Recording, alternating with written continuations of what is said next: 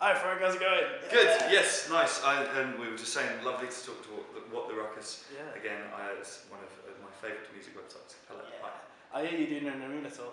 That's the rumour. I mean, yes, it's weird. Right now we are backstage, and this, honest to God, I have been lost all day. The buses are sort of there, the arena's sort of there, and I keep walking down the wrong corridor and running into kind of patient but kind security people who go, you're going the wrong way again. And you know, I've definitely played gigs in rooms half the size of this one. So yeah, it's weird, but it's cool. Do you feel like you're in a bit of a Scooby-Doo cartoon running down the same hallways? Yeah. Either that or the bit in Spinal Tap where they're running around saying hello Cleveland and Have you done that yet? shit. Yeah. Sorry, second? Have you done that yet? No, not yet, but I mean, I definitely, I did ask Tree Tour Managers to put up some more signs earlier because I'm an idiot and I need help. So congratulations on being the first Mastermind champion I've ever interviewed. Well, thank you. I'm very flattered. Yeah, so why? To be in such a genius presence. How was that? It was cool. It was fun to do, and I mean, I was a dork when I was a kid, and I wanted to be on Mastermind.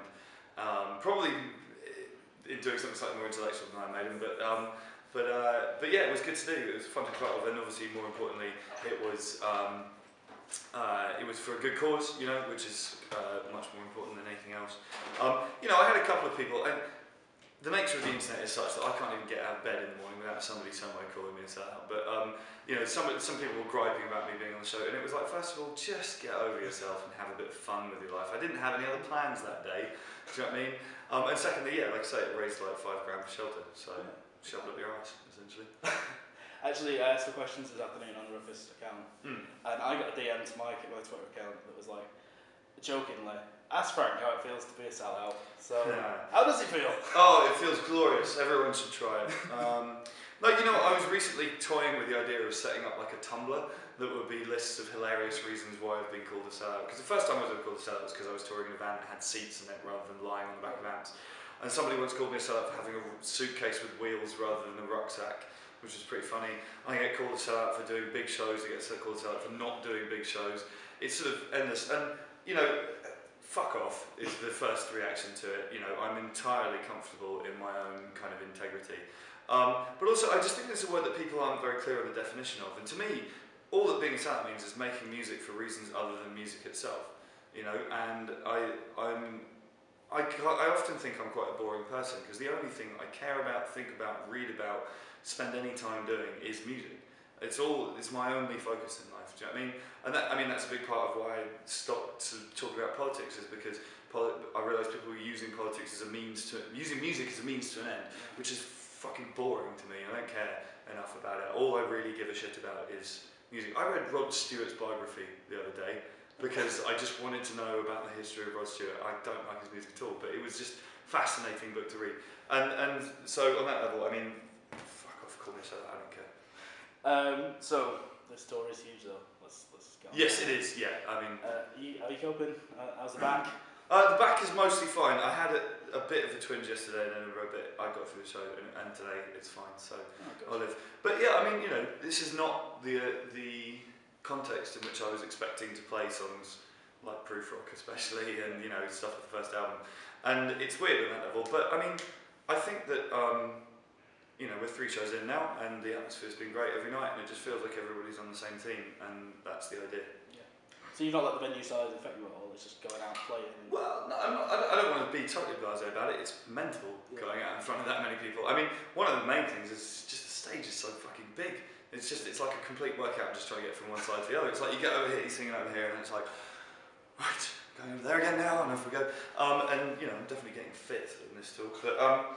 Yeah, it's a lot of work, but and you know, you have to kind of adjust certain things in order to make the show good in this kind of context. But I do feel at the same time quite strongly that there's more shows in different. People always go, "Oh, do you prefer big venues, small venues?"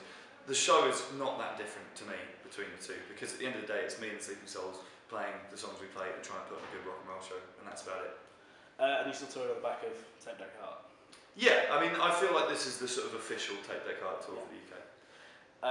But, you know, you released a single this week, had a B-side on it, yes, new song. So is it half the transition to album 6 then as well? I'm not sure. Publicly, maybe not. Mentally, yeah. I feel like this is kind of, we're putting Take That Card to bed on this tour in a way. Not, I mean, obviously that we can stop playing songs on that record or whatever, but certainly once we finish this run and the European run coming next, you know, my whole kind of focus is going to be the next record. It's interesting though, we were going to be doing it straight away, like recording in April, and then I realised that was completely mental, and last year very nearly killed me.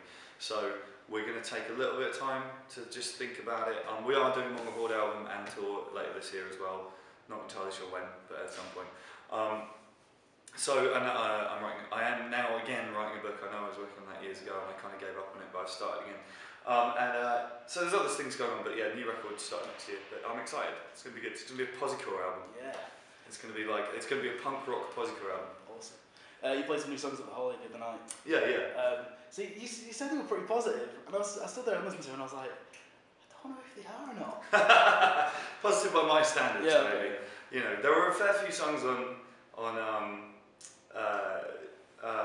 Take That Card which sort of didn't have happy endings. Do you know what I mean? Okay. And I mean, I don't generally write about things being wonderful because that seems like a boring thing to write about to me. But the nature of my character is such that, generally speaking, songs I've written in the past do have at least some kind of positive vibe on them. And you know, Reason Not to Be an Idiot is a posycore song. Yeah. I'm gonna go down that road. You said you were working on the Mongol Horde album. How far along is that now?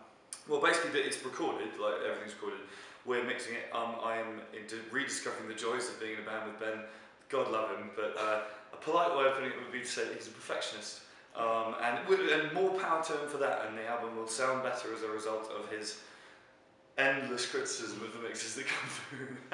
Is that the diplomatic response? It is. You know what? I love Ben, and he will laugh when he sees this, I'm sure.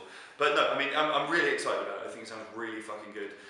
We recorded the vocals at Sam Duckworth's studio, and Sam popped his head around the doors just to have a quick listen to some rough mixes, and it was wonderful because he went, Jesus fucking Christ, which is exactly what I want people to think when they hear Mongol Horde. So, you know, Arena Tour means a bigger audience. Do you reckon if and when they get their hands on this Mongol Horde album, there's going to be a lot of, well, holy shit? What? Yeah, hopefully. I mean, there was a bit of that around the shows we did. Yeah.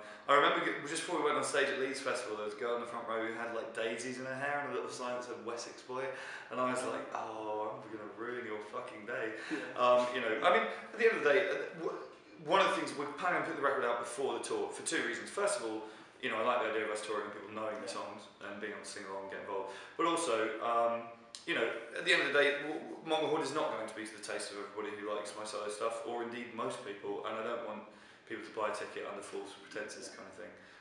It's heavy, aggressive, offensive music, you know, and that's the point. Fair enough, and it's fucking great. Thank you. Yes, it's going to be fun. So, I actually had a look, and I realised you're actually coming up on 10 years solo.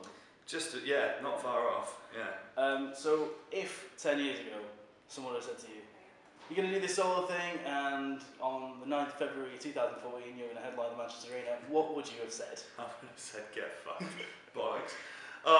Which incidentally is why when sometimes people kind of say, like, you know, oh, are you going to do this for the rest of your life, or what are you going to do in 10 years time from now? I've got no idea, and I almost in a way it would be boring to try and predict, because the last 10 years have been good to me, and it's been a weird and exciting time, and hopefully the next 10 years will be as well, but who knows. Maybe I'll be an accountant in 10 years time, or a drum and bass DJ, or I will have joined the Navy, or I don't fucking know. Or a drum and bass DJ in the Navy as an accountant. I mean, it's possible to do all three, you never know. I don't know if it is. I will certainly have tattoos.